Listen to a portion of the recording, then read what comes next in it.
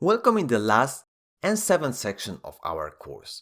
In this section, we'll build a reactive application flow from database to HTTP. So we'll try to build a reactive application from bottom to the top. At the beginning, we'll be creating data access layer that works in a reactive way. So we'll leverage the Spring data to do it in a reactive way. Then we'll configure concurrency model of our application. We'll pick a proper scheduler that could be used in our reactive flow. Third video will be about creating HTTP endpoint that works in a reactive, non-blocking way. Then we'll write an integration test for our application, so from the perspective of the API. Finally, we'll be validating performance of the full reactive application. So this is a first video in which we'll be creating data access layer that works in a reactive way. So we'll be creating reactive repository, we'll implement a reactive save and also reactive load. So we'll create a payment repository and we need to extend CRUD repository. That takes an entity that we will use a payment.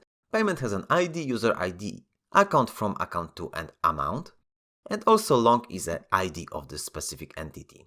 So our payment repository will have a method that is defined by user ID and we are using the query annotation to specify that we want to select T from payment T, where T user ID is user ID path parameter here. Also, we want to find buy from account. But that payment repository will be initialized by Spring and we will wrap it within a reactive construct. So we want to create a reactive payment repository that is using payment repository underneath. So we are injecting payment repository using AutoWire annotation and we'll leverage that from the reactive constructs.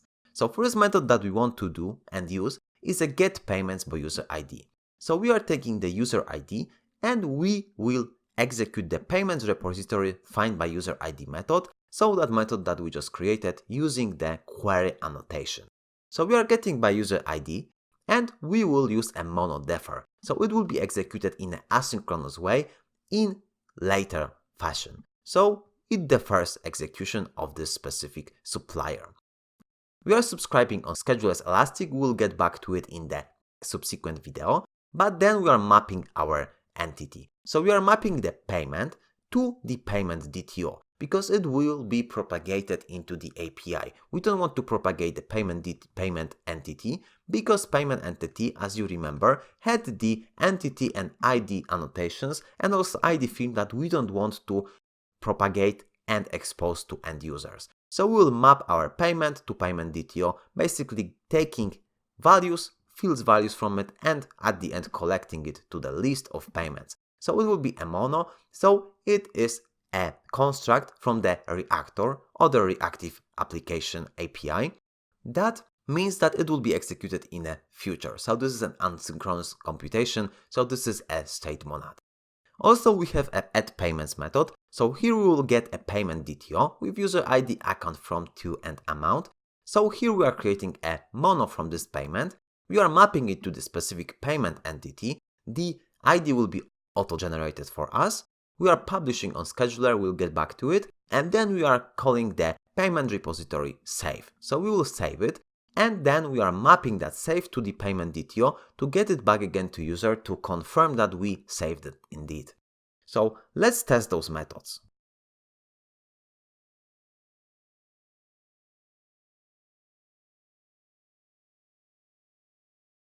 So here we will have a save test. So we should save payment and retrieve it by user ID. So we are using payment repository here, but also you could test reactive flow. It will work exactly the same, but we will want to test it what's going on underneath. The abstraction that is built at top of it, we will test when we will build a test for whole API. So here for the user ID, we are saving the payment using save method and then find by user ID should get the specific payment with the fields that are equal to the entity that we saved. Let's start the test.